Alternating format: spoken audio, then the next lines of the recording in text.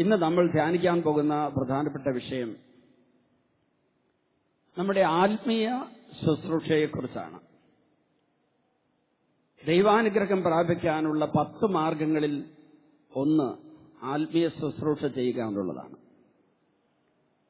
വിശ്വാസ ജീവിതം നയിക്കുന്നവര്, വിശുദ്ധ ജീവിതം നയിക്കുന്നവര്, സഭയോട് ചേർന്ന സഭാത്മക ജീവിതം നയിക്കുന്നവര്, വചനാധിഷ്ഠിത ജീവിതം നയിക്കുന്നവര്, പ്രാർത്ഥനാ ജീവിതം നയിക്കുന്നവര് ചെയ്യേണ്ട ഒരു പ്രധാനപ്പെട്ട കാര്യം അവർ ആത്മീയ ശുശ്രൂഷ ചെയ്യണം. ആത്മീയ ശുശ്രൂഷ എന്ന് പറയുന്നത് നമുക്ക് കിട്ടിയ ആത്മീയ അഭിഷേകം അന്യർക്കും കിട്ടാൻ വേണ്ടി അവരും ഈ ആത്മീയ അഭിഷേക നിറവിൽ ജ്വലിച്ചവരാകാനും രക്ഷിക്കപ്പെട്ടവരാകാനും അവർ ദൈവ മക്കള്, ദൈവദാസർ അങ്ങനെയായി സ്വർഗത്തിലെത്താനും വേണ്ടിയാണ്. നമ്മൾ ഒറ്റയ്ക്ക് സ്വർഗത്തിൽ പോകാൻ അല്ല നമ്മൾ അധ്വാനിക്കേണ്ടത്. നമ്മുടെ ആത്മരക്ഷ, അതാണ് സ്വർഗത്തിൽ പോകുന്നതിന്റെ പറഞ്ഞതിന്റെ അർത്ഥം. അതുപോലെ തന്നെ മറ്റുള്ളവരെയും രക്ഷിച്ച് സ്വർഗത്തിൽ കൊണ്ടുപോകണം. ഇവിടെ ധ്യാനം കഴിഞ്ഞു പോയ ഒരു കുടുംബം, അവര് എന്റെ അടുത്ത് പ്രാർത്ഥിക്കാൻ വന്നപ്പോഴാണ് സത്യത്തിൽ ഇവിടെ വന്ന് ധ്യാനം കൂടണമെന്ന് ഞാൻ നിർബന്ധപൂർവ്വം പറഞ്ഞത്. അപ്പൊ അവരെന്നോട് ആദ്യം പറഞ്ഞത് ഞങ്ങൾ ധ്യാനിച്ചിട്ടുണ്ട്. ഞാൻ ചോദിച്ചു എന്നാണ്? 19 വർഷം മുമ്പ് അവർ ധ്യാനിച്ചിട്ടുണ്ട് ഇവിടെ. ഞാൻ പറഞ്ഞു, മാമോദിസ കൂദാശ ഒരിക്കൽ സ്വീകരിച്ചാൽ മതി. അതുപോലെയാണ് ആത്മീയ ശുശ്രൂഷ എന്ന് ധരിക്കരുത്. മാമോദിസ സ്വീകരിച്ചവര് ഒരിക്കൽ സ്വീകരിച്ചാൽ അത് എന്നേക്കുള്ള കൃപയാണ്. പക്ഷെ അവർക്ക് പോലും, മാമോദിസ സ്വീകരിച്ചവർക്ക് പോലും കൃപയിൽ വളരാൻ വേണ്ടി പിന്നെ സ്ഥൈര്യലേപനവും കുംഭസാര കൂദാശയും ദിവ്യകാരുണ്യ കൂദാശയൊക്കെ ദൈവം ഒരുക്കി വെച്ചിട്ടുണ്ട്. അതുകൊണ്ട് ധ്യാനം എന്ന് പറയുന്നത് വർഷത്തിൽ ഒന്നെങ്കിലും നടത്തണം. പണ്ടൊക്കെ ഇടവകയിൽ ഒരു ധ്യാനം, അതുപോലെ ഒരു 99% പേര് പങ്കെടുക്കില്ല. പക്ഷെ ഇന്ന് പുതിയൊരു കാലഘട്ടമാണ്. ആത്മീയ നവോത്ഥാനത്തിന്റെ, ആത്മീയ നവീകരണത്തിലൂടെയുള്ള നവോത്ഥാനത്തിന്റെ, അതിലൂടെ അനേകം പേര്, അൽമായരെ അടക്കമുള്ളവര് ആത്മീയ ശുശ്രൂഷയിലേക്ക് വരുന്ന ഒരു കാലഘട്ടമാണിത്. അപ്പൊ ഞാൻ അവരോട് പറഞ്ഞു, നിങ്ങൾ ഒരാഴ്ച വന്ന് ധ്യാനം കൂടിയാലേ നിങ്ങളുടെ ഈ പ്രശ്നം പരിഹരിക്കപ്പെടും. അങ്ങനെ അവരിവിടെ വന്ന് ഒരാഴ്ചത്തെ ധ്യാനം കൂടി. അദ്ദേഹം എന്നോട് കൈകൂപ്പി നിന്ന് നന്ദി പറഞ്ഞു. ഞങ്ങൾ ഒരിക്കലും ഓർത്തില്ല ഇതുപോലെ അടുക്കൽ ധ്യാനം കൂടണമെന്ന്. ഏതായിരുന്നാലും ഞാൻ ഈ ധ്യാനം കൂടിയതുകൊണ്ട് ഞാനും എന്റെ ഭാര്യയും ആത്മഹത്യയുടെ വക്കിൽ നിന്ന് മോചനം പ്രാപിച്ചു. ഞങ്ങൾ തമ്മിലുള്ള കലഹവും ലഹളയൊക്കെ തീർന്നു. അവരിവിടുന്ന് പോയി കഴിഞ്ഞ് ഞാൻ വേറെ ഒരു സ്ഥലത്ത് വെച്ച് ഇവരെ കണ്ടുമുട്ടി. അപ്പൊ ഇവരെന്റെ അടുത്ത് നന്ദി പറയാൻ വേണ്ടി അവിടെ എത്തിയിരുന്നു. ഒരു തിരുപ്പട്ട സ്വീകരണവുമായി ബന്ധപ്പെട്ട് പോയതാണ്. അവരവിടെ വന്ന് എന്നോട് പറഞ്ഞു, ആ ധ്യാനത്തിന് ശേഷം ഞങ്ങൾ തമ്മിൽ വഴക്കും ബഹളം ഒന്നുമില്ല, സന്തോഷമായിട്ടാണ് ജീവിക്കുന്നത്.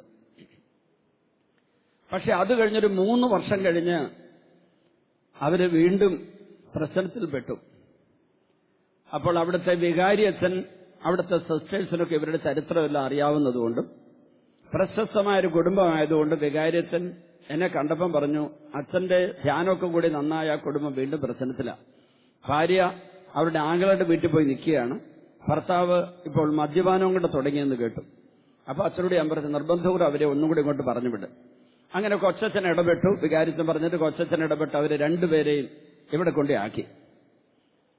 എന്നോട് രണ്ടുപേരും ചോദിച്ചൊരു ചോദ്യമുണ്ട്, എന്തുകൊണ്ടാണ് അച്ഛാ ഞങ്ങള് ഇങ്ങനെ വീണുപോയത്? അപ്പൊ ഞാൻ ചോദിച്ചു, നിങ്ങളുടെ വീട്ടിൽ കുടുംബ പ്രാർത്ഥനയുണ്ടോ?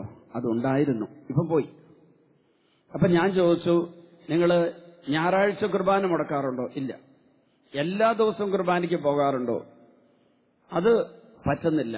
ഞാൻ പറഞ്ഞു, പറ്റുന്നില്ല എന്നല്ല, നിങ്ങൾ ചെയ്യുന്നില്ല. അത് സാധിക്കില്ലാഞ്ഞിട്ടല്ല, വേറെ പലതിനും 1ാം സ്ഥാനം കൊടുത്തുകൊണ്ടാണ് നിങ്ങൾക്ക് ഈ കുർബാനയ്ക്ക് പോകാൻ പറ്റാത്തത്. ഞാൻ പറഞ്ഞു, നിങ്ങൾ കുടുംബ പ്രാർത്ഥന മുടങ്ങാതെ നടത്തുന്നു, ഞായറാഴ്ച കുർബാനയ്ക്ക് പങ്കെടുക്കുന്നു, അത് പോരാ, എല്ലാ ദിവസവും പറ്റുമെങ്കിൽ കുർബാനയ്ക്ക് പോകണം. എന്നിട്ട് ഞാനൊരു കാര്യം കൂട്ടിച്ചേർത്തു, ആത്മീയ ശുശ്രൂഷയിൽ വ്യാപൃതരായിരുന്നാലേ ആത്മാവിൽ വളരുകയുള്ളൂ. ഹല്ലേലൂയ. എന്റെ അനുഭവം ഞാൻ പങ്കുവച്ചു. എനിക്ക് ആരോഗ്യ പ്രശ്നമോ ക്ഷീണമോ എന്തെങ്കിലുമൊക്കെ ഉണ്ടെങ്കിൽ ആത്മീയ ശുശ്രൂഷ വേണ്ടെന്ന് വെച്ച് ആ ക്ഷീണം മാറ്റാനും ആരോഗ്യം നിലനിർത്താനോ രോഗം മാറ്റാനോ ഞാൻ ശ്രമിച്ചിട്ട് ഈശോ ഇതുവരെ എന്നെ അങ്ങനെ സുഖപ്പെടുത്തിയിട്ടില്ല. എന്റെ 27 വർഷക്കാലത്തെ പൗരോഹിത്യ ജീവിതത്തിന്റെ എല്ലാ വർഷങ്ങളിലും, എല്ലാ മാസങ്ങളിലും, എല്ലാ ദിവസങ്ങളും ഞാൻ അനുഭവിച്ചിട്ടുണ്ട്. ശുശ്രൂഷ ചെയ്തുകൊണ്ടിരുന്നാലേ ഞങ്ങൾക്ക് ആത്മീയ വളർച്ചയും നിലനിൽപ്പൊക്കെ ഉണ്ടാകുന്നുള്ളൂ. ശുശ്രൂഷ ചെയ്തുകൊണ്ടിരിക്കണം. ആ ശുശ്രൂഷ എന്ന് പറയുന്നത് പരിശുദ്ധാത്മാവ് ആത്മാക്കളെ രക്ഷിക്കാൻ വേണ്ടി നമ്മളെ ഏൽപ്പിക്കുന്ന വരങ്ങളുണ്ട്, നമുക്ക് തരുന്ന വരങ്ങളുണ്ട്. ഈശോ ഏൽപ്പിച്ച ഒരു ദൗത്യം നിർവഹിക്കുവാൻ പിതാവിന്റെ പദ്ധതി പ്രകാരം നമ്മൾ ആത്മാക്കളെ രക്ഷിക്കുവാനായിട്ട് ചെയ്യേണ്ട ശുശ്രൂഷകളുണ്ട്. അത് വരങ്ങൾ ഉപയോഗിച്ച അത് ചെയ്തുകൊണ്ടിരിക്കണം. അപ്പോൾ ആദ്യം തന്നെ ഇപ്പൊ നമ്മൾ പഠിക്കാൻ പോകുന്നത് ആത്മീയ ശുശ്രൂഷയുടെ അടിസ്ഥാനം എന്താ, അതിന്റെ കാമ്പ് എന്താ, അതിന്റെ ചൈതന്യം എന്താണെന്നാണ്. അത് വിശദമാക്കാൻ വേണ്ടി ഞാൻ 3 രാജ്യങ്ങളെ നിങ്ങളുടെ മുമ്പിൽ അന്ന് അവതരിപ്പിക്കുകയാണ്. ഒന്നാമത്തേത് ലോകരാജ്യം. ഹല്ലേലൂയ, ഉറക്കെ ഹല്ലേലൂയ, ഹല്ലേലൂയ. രണ്ടാമത്തേത് ദൈവരാജ്യം. Hallelujah, hallelujah. മൂന്നാമത്തേത് സ്വർഗരാജ്യം. Praise the Lord, praise the Lord. അപ്പൊ ഈ 3 രാജ്യങ്ങളെ കുറിച്ച് നമ്മൾ അറിവുള്ളവരാകണം. ലോകരാജ്യം, ദൈവരാജ്യം, സ്വർഗരാജ്യം. ലോകരാജ്യത്തെ കുറിച്ച് മനസ്സിലാക്കണമെങ്കിൽ ഒരു വചനത്തിലേക്ക് ഒന്ന് പോകണം. അത് റോമ 12:2 റോമ 12:2 പൗലോസ്ലീഹ പറയുന്ന വചനം എങ്ങനെയാണ്? നിങ്ങൾ ഈ ലോകത്തിന് അനുരൂപരാകരുത്, പ്രത്യുത നിങ്ങളുടെ മനസ്സിന്റെ നവീകരണം വഴി നിങ്ങൾ രൂപാന്തരപ്പെടണം. എങ്കിലേ ദൈവത്തിന് സ്വീകാര്യമായതെന്താണ്, പരിപൂർണമായതെന്താണ്, നല്ലതെന്താണെന്ന് വിവേചിച്ചറിയാൻ ഞങ്ങൾക്ക് സാധിക്കുകയുള്ളൂ.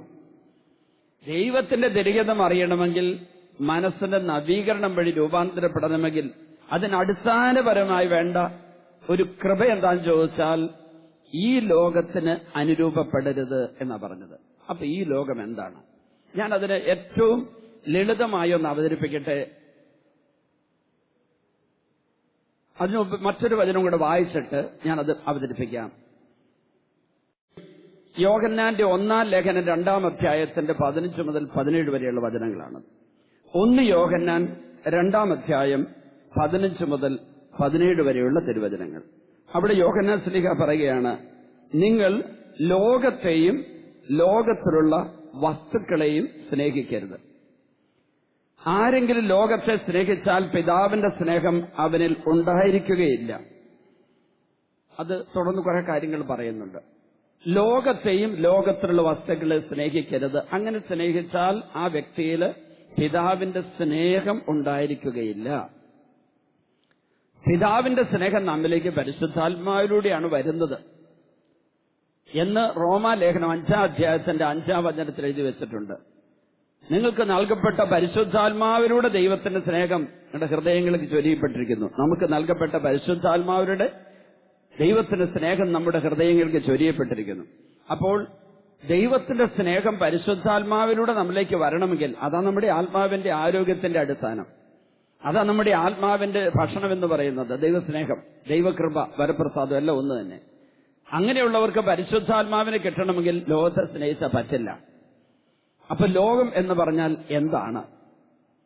ദൈവപിതാവിന്റെ പിതൃത്വം അംഗീകരിക്കാത്ത, സ്രഷ്ടാവായ ദൈവത്തിൽ വിശ്വസിക്കാത്ത, സർവചരാചരങ്ങളുടെയും കർത്താവും സ്രഷ്ടാവുമായ ദൈവത്തെ മനസ്സിലാക്കാത്ത, ഉൾക്കൊള്ളാത്ത, തള്ളിക്കളഞ്ഞിരിക്കുന്ന, പിതാവായ ദൈവം അയച്ച പുത്രനായ യേശുവിൽ വിശ്വസിക്കാത്ത, യേശുവിലൂടെ നൽകിയ വെളിപാടുകളെ സ്വീകരിക്കാത്ത, യേശു ഈ ലോകത്തിൽ അവതരിപ്പിച്ച സംവിധാനങ്ങളെ തള്ളിക്കളയുന്ന, യേശുവിന്റെ വാഗ്ദാനമായ പരിശുദ്ധാത്മാവിനെ സ്വീകരിക്കാത്ത, പരിശുദ്ധാത്മാവിന്റെ ഇഷ്ടത്തിന് വിപരീതമായി പ്രവർത്തിച്ചുകൊണ്ടിരിക്കുന്ന, പരിശുദ്ധാത്മാവിന്റെ നിയന്ത്രണത്തിൽ വരാത്ത വ്യക്തികളുടെയും സമൂഹങ്ങളുടെയും രാഷ്ട്രങ്ങളുടെയും സംവിധാനങ്ങളുടെയും പ്രത്യയശാസ്ത്രങ്ങളുടെയും പ്രബോധനങ്ങളുടെയും ക്രമീകരണങ്ങളുടെയും മേഖലയാണ് ലോകരാജ്യം.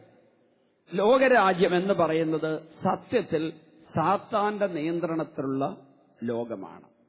അതിൽ വ്യക്തികളുണ്ട്, അതിൽ സമൂഹങ്ങളുണ്ട്, വലിയ പ്രത്യയശാസ്ത്രങ്ങൾ, ഫിലോസഫികളൊക്കെ ഉണ്ടാകും, വലിയ ഐഡിയോളജി ഉണ്ടായിരിക്കും, വലിയ സംവിധാനങ്ങളുണ്ട്, കലാകായിക മേഖലകളിലും ലോകരാജ്യമുണ്ട്.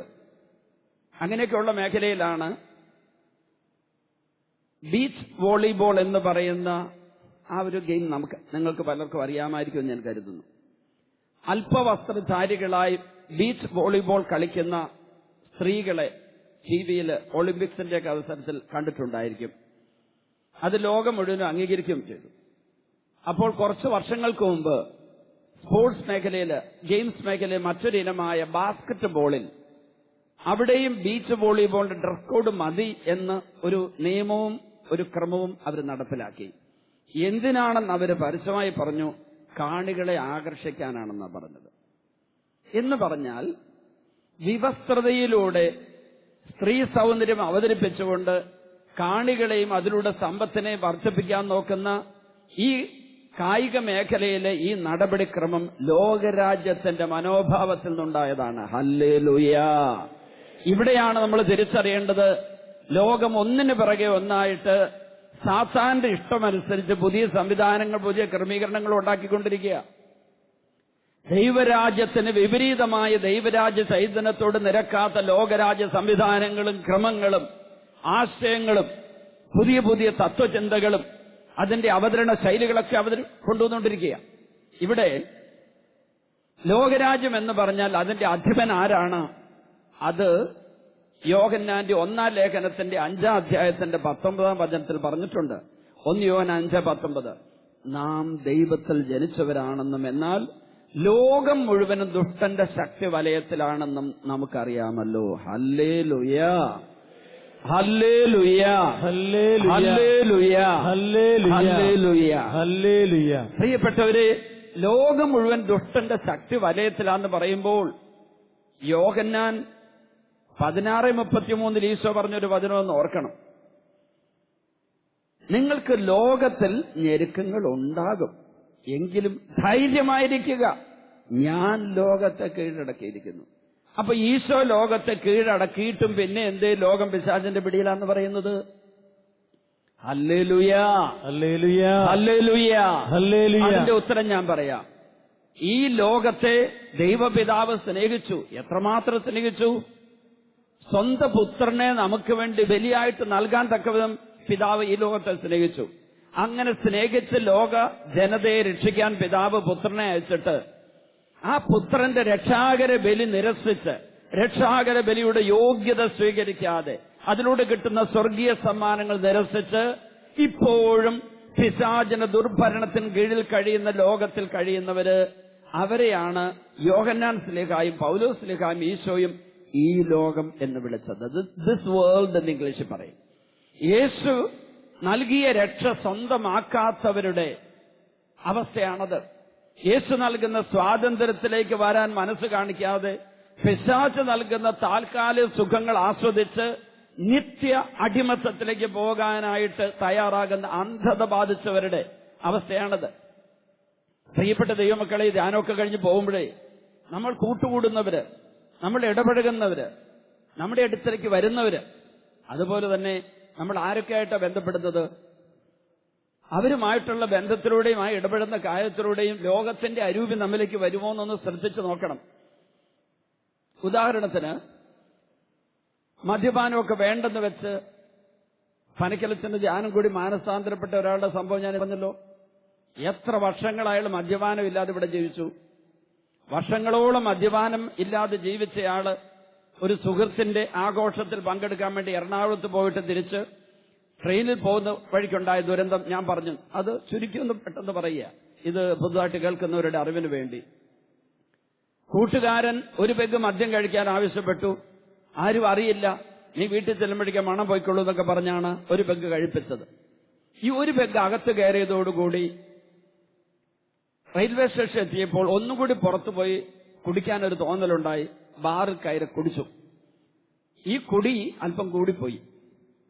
ലിമിറ്റ് വേണം, കൺട്രോൾ വേണമെന്ന് പറയുന്ന വെറും വിവരമില്ലായ്മ, അത് മദ്യപാനികളെ വീണ്ടും കുഴി ചാടിക്കാൻ ഉദ്ദേശിക്കുന്ന ഇതര മദ്യപാനികൾ എപ്പോഴും പറയുന്നതാ. ലിമിറ്റ് മതി, ഒരു പെഗ് മതി, കൺട്രോൾ മതി.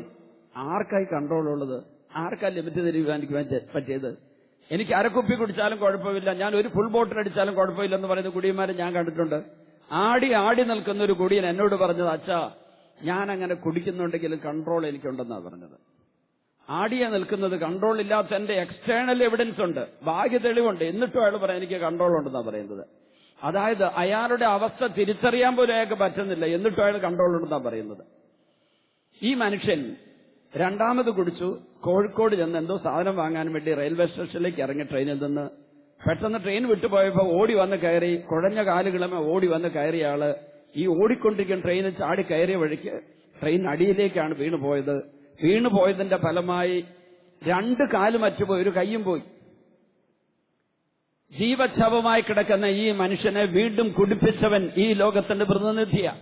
അങ്ങനെ നമ്മുടെ ചുറ്റും നമ്മുടെ വീട്ടിലുള്ളവരായിരിക്കാം, അയൽവക്കത്തുള്ളവരായിരിക്കാം, നാട്ടിലുള്ളവരായിരിക്കാം, നാട്ടുകാര്യസ്ഥനുമായിരിക്കാം, അങ്ങനെയുള്ള പ്രിയപ്പെട്ടവരെന്ന് ലോകം പറയുന്ന പലരും നമ്മുടെ അടുത്തേക്ക് വീണ്ടും ഈ ലോകത്തിന്റെ ചൈതന്യമായിട്ട് കടന്നു വരുമ്പോ നമ്മുടെ ഉള്ളിൽ ദൈവരാജ്യം ഉണ്ടെങ്കിൽ നമുക്ക് പിടിച്ചു വയ്ക്കാൻ പറ്റുള്ളൂ. Hallelujah, hallelujah. കർത്താവായ യേശുവേ, കർത്താവായ യേശുവേ, കാരുണ്യവാനായ യേശുവേ, കാരുണ്യവാനായ യേശുവേ, ലോകരാജ്യത്തിൽ നിന്ന് ദൈവരാജ്യത്തിലേക്ക് കടന്നുവരുന്ന വ്യക്തികളെ വീണ്ടും അടിമത്തത്തിലേക്ക് ലോകരാജ്യത്തിന്റെ അധിപനായ സാത്താന്റെ കൂടാരത്തിലേക്ക് വലിച്ചിഴയ്ക്കുവാൻ ശ്രമിക്കുന്നവരെ ഇതാ ഞങ്ങൾ അങ്ങേക്ക് സമർപ്പിക്കുന്നു. അവരെ മാനസാന്തരത്തിലേക്ക് അങ്ങ് നയിക്കണമേ. അവരുടെ പിടിയിൽപ്പെടാതെ വിശ്വാസികൾ വിശുദ്ധരായി ജീവിക്കട്ടെ. Hallelujah, hallelujah, hallelujah, hallelujah. പ്രിയപ്പെട്ടവരെ, അങ്ങനെ ലോകരാജ്യത്തിലേക്ക് പോകാതിരിക്കണമെങ്കിൽ നമ്മൾ ഈ ലോകരാജ്യത്തെക്കുറിച്ച് മാത്രം അറിഞ്ഞാൽ പോരാ. ലോകരാജ്യത്തിന്റെ കുറച്ചും കൂടി വിവരങ്ങൾ നൽകിയിട്ട് ഞാൻ ദൈവരാജ്യത്തെക്കുറിച്ച് പറയാം. ലോകരാജ്യത്തെക്കുറിച്ച് ഈശോ പറഞ്ഞു. യോഹന്നാന്റെ സുവിശേഷം 14-ാം അധ്യായത്തില് 16-ഉം 17-ഉം വചനങ്ങളിൽ ഈശോ ഇങ്ങനെ പറഞ്ഞു: ഞാൻ നൽകുന്ന പരിശുദ്ധാത്മാവിനെ സ്വീകരിക്കാൻ ഈ ലോകത്തിന് സാധിക്കുകയില്ല. Hallelujah, hallelujah. ഞാൻ പിതാവിനോട് അപേക്ഷിക്കുകയും എന്നേക്ക് നിങ്ങളോടുകൂടി ആയിരിക്കാൻ മറ്റൊരു സഹായകനെ അവിടെ നിങ്ങൾക്ക് തരികയും ചെയ്യും. ഈ സത്യാത്മാവിനെ സ്വീകരിക്കാൻ ലോകത്തിന് സാധിക്കുകയില്ല, കാരണം അത് അവനെ കാണുകയോ അറിയുകയോ ചെയ്യുന്നില്ല.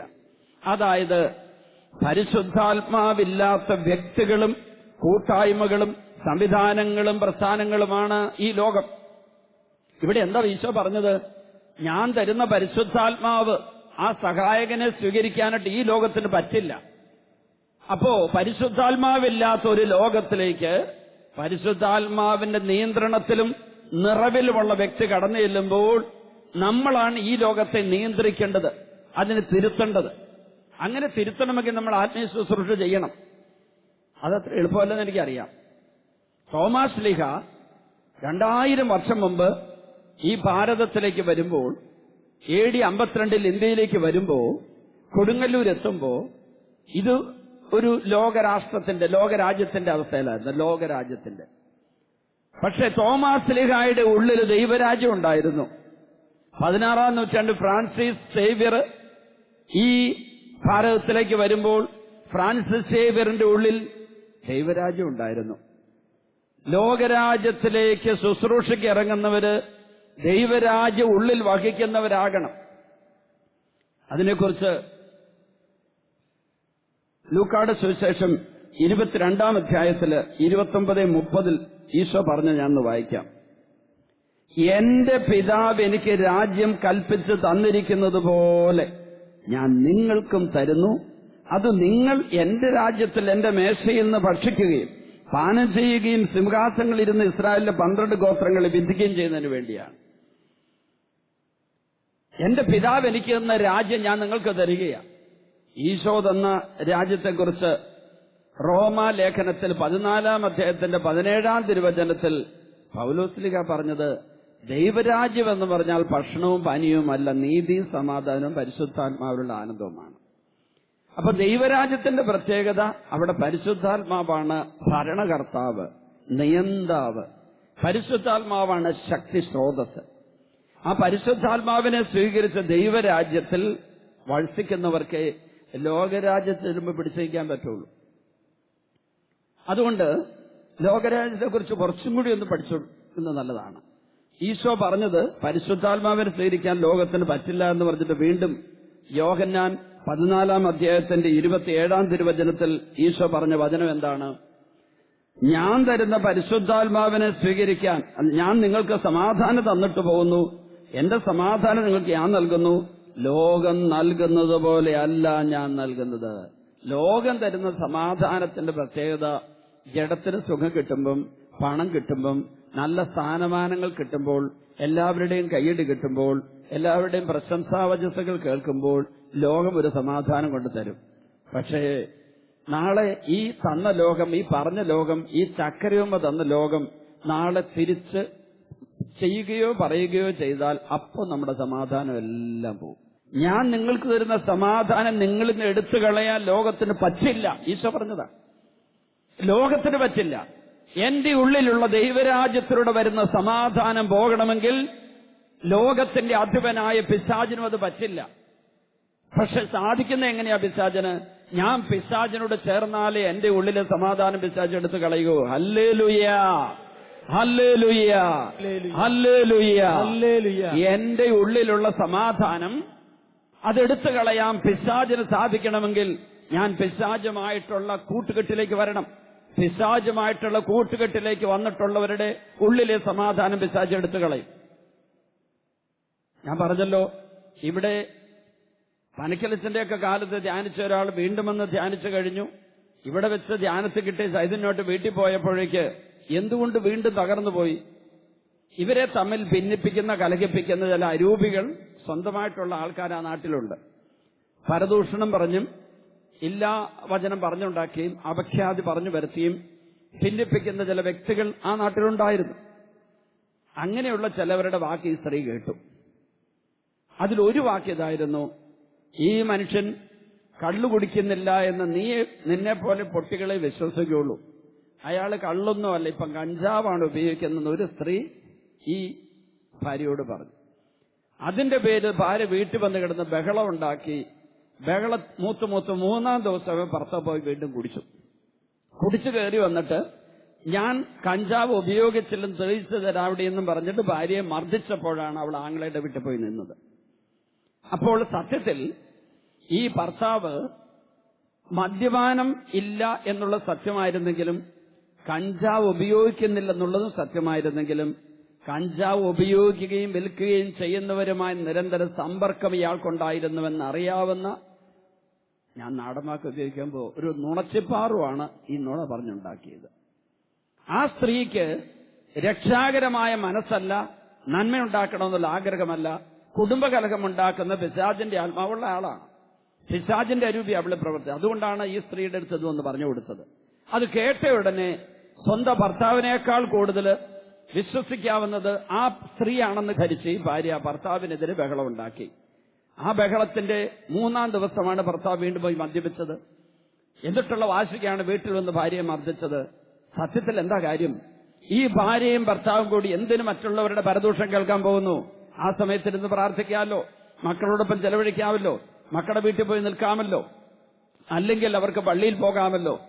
ഞാൻ അവരുടെ മുമ്പിൽ അവതരിപ്പിച്ച, എന്റെ അടുത്ത് കൊണ്ടുവന്നപ്പോൾ അവരുടെ മുമ്പിൽ അവതരിപ്പിച്ച വേറൊരു വ്യക്തിയുടെ കാര്യം പറയട്ടെ. ധ്യാനം കഴിഞ്ഞ് റിട്ടയർഡ് അധ്യാപകനും ഭാര്യയും മക്കളെയൊക്കെ കെട്ടിച്ചു വിട്ടു. 3 പെൺമക്കള്, അവരുടെ കല്യാണമൊക്കെ കഴിഞ്ഞു. റിട്ടയർഡ് അധ്യാപകനും അദ്ദേഹത്തിന്റെ ഭാര്യയും ധ്യാനമൊക്കെ കഴിഞ്ഞതിന് ശേഷം, ഇവിടുന്ന് പോയി കഴിഞ്ഞതിന് ശേഷം അവർ 1 വർഷമായി ചെയ്ത കാര്യങ്ങളൊക്കെ അവരെന്റെ അടുക്കൽ പറഞ്ഞത് ഇതാണ്. എല്ലാ ദിവസവും രാവിലെ എഴുന്നേറ്റ് ഭാര്യയും ഭർത്താവും കൂടി ഒരു കൊന്ത ചെല്ലും. രാത്രിയിൽ കൃത്യം 10 മണിക്ക് കിടക്കും. രാവിലെ എഴുന്നേറ്റ് ഒരു ജപമാല 2 പേരും കൂടി 5 മണിക്ക് 4:30 എഴുന്നേൽക്കും. എന്നിട്ട് വാഷിംഗ് എല്ലാം കഴിഞ്ഞ് വന്ന് കട്ടൻ കാപ്പി കുടിച്ച് 5 മണിക്ക് ഒരു ജപമാലയുണ്ട്. 5:30 ആകുമ്പോൾ പോയി കുളിക്കും. അത് കഴിഞ്ഞ് 6 മണിയാകുമ്പോൾ 2 പേരും കൂടെ പള്ളിയിൽ പോകും. കുർബാന കഴിഞ്ഞ് 2 പേരും കൂടെ പള്ളിയിലിരുന്ന് ഒരു ജപമാലയും കൂടി ചൊല്ലും. ഇവര് 2 പേര് ജപമാല ചൊല്ലുന്നത് കണ്ട് അവിടെ കൂടിയ കുറച്ചു പേര് കുർബാന കഴിഞ്ഞത് പ്രാർത്ഥിച്ച് ഇവരുടെ കൂടെ കൂടി. കുറച്ച് സ്ത്രീകളൊക്കെ ഉണ്ടായിരുന്നു. അവർക്കും ഇതുപോലെ വലിയ ഉത്തരവാദിത്വമൊന്നും ഇല്ലാത്തവരാണ്. അപ്പം വികാരിച്ചൻ എന്നെ പ്രോത്സാഹിപ്പിച്ചു. വികാരിച്ചൻ ഒരു കാര്യം ചെയ്തു. പള്ളിയുടെ സൈഡിലായിട്ടൊരു മുറിയുണ്ട്. അവിടെ കുർബാന എഴുതുന്ന ചോദിച്ചു കൊടുത്തു. കുർബാന കഴിയുമ്പോൾ നിങ്ങൾ ഇവിടെ നിന്ന് പ്രാർത്ഥിച്ചോളാൻ പറഞ്ഞു. അങ്ങനെ എത്രയോ പള്ളികളിൽ ഇങ്ങനെ സൗകര്യമുണ്ട്. ഈ ജോയ് ചെമ്പകശ്ശേരി അച്ഛൻ പാവറട്ടി പള്ളിയിൽ കൺവെൻഷൻ നടത്തിയപ്പോൾ 25 വർഷമായിട്ട് അവരവിടെ നിത്യാരാധനയ്ക്ക് പരിശ്രമിച്ച് നടക്കാത്തത് അച്ഛൻ ചെന്ന് പറഞ്ഞ് വികാരിച്ചത് ചെയ്തു. ഞാൻ ഈ വർഷം കൺവെൻഷൻ പോയപ്പോൾ കണ്ടു, മനോഹരമായ AC ചാപ്പല്, എയർ കണ്ടീഷൻ ഉണ്ട്, പുറത്തുള്ള സൗണ്ട് വരില്ല, ഇവിടുത്തെ സൗണ്ട് പള്ളി കേൾക്കില്ല, അതിനാ AC ആക്കിയത്. അത് ചൂട് മാറ്റാൻ വേണ്ടി മാത്രമല്ല, അവിടെ ഇരുന്ന് പ്രാർത്ഥിക്കുന്നവർക്ക് നല്ല അഭിഷേകം, ഇടവകേരന്റെ പ്രകാശം കിട്ടിക്കൊണ്ടിരിക്കുക. അങ്ങനെയൊക്കെ കൺവെൻഷൻ വിജയിച്ചത്. സിനിമ ഇല്ലാതാകണമെങ്കിൽ ഇതുപോലുള്ള ദിവ്യകാരുണ്യ ആരാധനയിലേക്ക് വരണം. ആ അധ്യാപകര് രണ്ടുപേരും ഈ കുർബാനയുടെ മുമ്പിൽ ഇരുന്ന് പ്രാർത്ഥന തുടങ്ങി. അത് കഴിഞ്ഞപ്പം വികാരിച്ചോട് പറഞ്ഞു, ഞങ്ങള് വൈകുന്നേരങ്ങളിൽ വരാം. ഇവര് വൈകുന്നേരം ഒരു 3 മണി കഴിഞ്ഞ്, ചിലപ്പോൾ 4 മണി കഴിഞ്ഞ് അവര് ഗ്രൂപ്പായിട്ട് പള്ളിയിലേക്ക് വരും. 6 മണി വരെ ആ പള്ളിയിൽ ഈ ചെറിയ ചാപ്പലില് ഒരു 10-15 പേര്, ചിലപ്പോൾ 20 പേര്, ചിലപ്പോൾ 30 പേര് ഇന്ന് ദിവ്യകാരുണ്യ ആരാധന നടത്തിക്കൊണ്ടിരിക്കും. ജപമാല ചൊല്ലും, കുരിശിന്റെ വഴി പള്ളിക്ക് തുറന്ന് നടത്തും. ഇവിടുന്ന് പഠിപ്പിച്ച തൃത്വാരാധന പ്രാർത്ഥന അവര് മുടങ്ങാതെ ചൊല്ലും. ഇവിടുന്ന് കൊടുത്തുവിട്ട കുരിശിന്റെ വഴി പുസ്തകം. എന്നിട്ട് ജോയ് ചെമ്പകശ്ശേരിച്ചൻ പറയായിരുന്നു, അതിമനോഹരമായ എല്ലാ മേഖലകളെ സ്പർശിക്കുന്ന ഒരു കുരിശിന്റെ വഴിയാണ് കർത്താവ് ഇവിടെ ഒരുക്കി തന്നത്.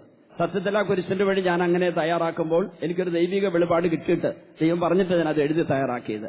ആ പാട്ടിന്റെ ട്യൂൺ പോലും കർത്താവ് നേരത്തെ ഉള്ള ഒരു പാട്ടിന്റെ ട്യൂൺ എഴുതാൻ പോലും പറഞ്ഞു തന്നാ. ഞാൻ വേറെ ട്യൂൺ എഴുതി തുടങ്ങിയത്. പക്ഷെ 1-2 സ്റ്റാൻസ് എഴുതിയപ്പം പരിശുദ്ധാത്മ തിരുത്തി തന്നു. അപ്പോൾ ഞാൻ പറഞ്ഞ ആ കുരിശിന്റെ വഴി പള്ളി വെച്ച് നടത്തും. പ്രിയപ്പെട്ടവരെ, അത് കഴിഞ്ഞ് ദുഃഖവെള്ളിയാഴ്ചയുടെ ദുഃഖവെള്ളിയാഴ്ച നടത്തുന്ന കുരിശിന്റെ വഴി ആ ഇടവക്കാര് ഈ കുരിശിന്റെ വഴി ആദ്യമായി കേട്ടതിന് ശേഷം അവിടുത്തെ വികാരിച്ചും പിന്നീട് വൈദികരുടെ ധ്യാനത്തിലൂടെ വന്നപ്പോൾ ഒരു 200ഓളം പുസ്തകം മേടിച്ചുകൊണ്ട് പോയി. ഇടവകയിൽ ഇത് ഔദ്യോഗികമായിട്ട് ചെല്ലണമെന്നൊക്കെ പറഞ്ഞു. ഞാൻ പറഞ്ഞു വരുന്നത്, ഒരു അധ്യാപകനിലൂടെ, ഒരു ടീച്ചറിലൂടെ ഒരു ഇടവകയെ വലിയ പ്രകാശമായി പുതിയ പുതിയ ശുശ്രൂഷകൾ ഉയർന്നു വന്നു. ഇതാണ് ആത്മീയ ശുശ്രൂഷ ചെയ്താലും നിലനിൽക്കുള്ളൂ എന്ന് പറയാൻ കാരണം. അതെന്താ ശുശ്രൂഷ?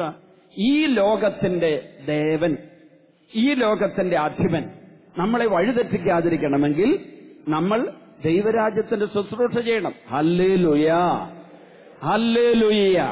അപ്പോ ഈ ലോകത്തിന്റെ ദേവനെ കുറിച്ച് ഒന്നുകൂടി പറയട്ടെ. ഈ ലോകത്തിന്റെ അധിപനായ പിശാചിനെ കുറിച്ച് യോഹന്നാന്റെ സുവിശേഷം 15-ാം അധ്യായത്തിന്റെ 18-19 വചനങ്ങളില് ഈശോ പറയുകയാണ്, ലോകം നിങ്ങളെ ദ്വേഷിക്കുന്നുവെങ്കിൽ അതിനു മുമ്പേ അതെന്നെ ദ്വേഷിച്ചു എന്ന് അറിഞ്ഞുകൊള്ളുക. നിങ്ങൾ ലോകത്തിന്റേതായിരുന്നുവെങ്കിൽ ലോകം സ്വന്തമായതിനെ സ്നേഹിക്കുമായിരുന്നു. എന്നാൽ നിങ്ങൾ ലോകത്തിന്റേതല്ലാത്തതുകൊണ്ട് ഞാൻ നിങ്ങളെ ലോകത്തിൽ തെരഞ്ഞെടുത്തുകൊണ്ട് ലോകം നിങ്ങളെ ദ്വേഷിക്കുന്നു. ദൈവാത്മാവിന്റെ നിയന്ത്രണത്തിലല്ലാത്ത ലോകം നിങ്ങളെ വെറുക്കും, നിങ്ങളെ കളിയാക്കും, നിങ്ങളെ പുച്ഛിക്കും.